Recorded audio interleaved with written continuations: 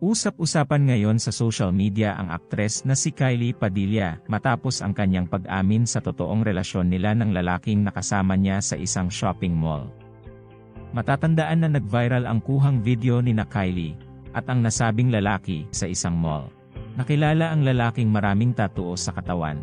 Ayon kay Kylie, ang lalaking nakasama niya ay walang iba kundi ang lalaking nagpapasaya sa kanyang puso.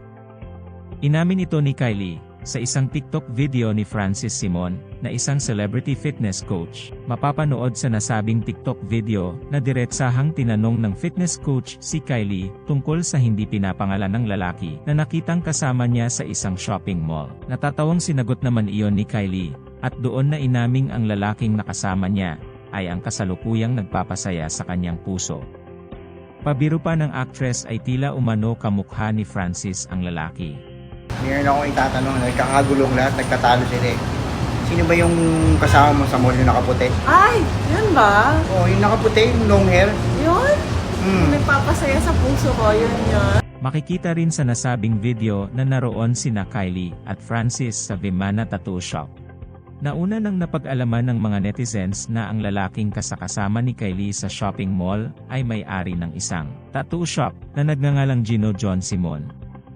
May nagtanong pa kung magkaano-ano sina Francis Simon at Gino John Simon dahil pareho sila ng apelyido. Kaagad namang umamin si Francis na magkapatid silang dalawa. Kilala ko ba yun? Ay, parang kilala ko yun. Kilala ko yun? Parang kamukha mo nga. Oh, ayun na nga. Alam nyo na kung sino yun ha. See you! Marami naman sa mga tagahanga ng aktres ang natutuwa ngayon dahil sa wakas ay ipinakilala na ni Kylie kung sino ang lalaking nagpapaligaya sa kanyang puso base sa naging revelasyon niya sa TikTok video. May mga nagsasabi pa na tila mas masaya ngayon ang actress na ang kanyang nahanap ay isang non-showbiz partner. Nauna nang pinaghinalaan ng ilang mga netizens na ang lalaking kasama ng actress sa mall ay siya ring lalaki na nakasama niya noon sa pagbabakasyon niya sa bansang Thailand. Mahigit isang taon na rin ang nakakalipas. Ito naman ang mga komento ng ilang netizens. Sana all mo'y nagpapasaya na. Okay lang yan basta mabait pero wag ka magtatoo ha. At isa pa di naman bawal magmahal ulit basta tanggap ang pagkatao at especially yung mahal ang mga anak. Lakas ng karisma ni Kuya. Kuya wag mo siya sasaktan please. Ingatan mo siya. Deserve mo sumaya. Hara-amihan namin.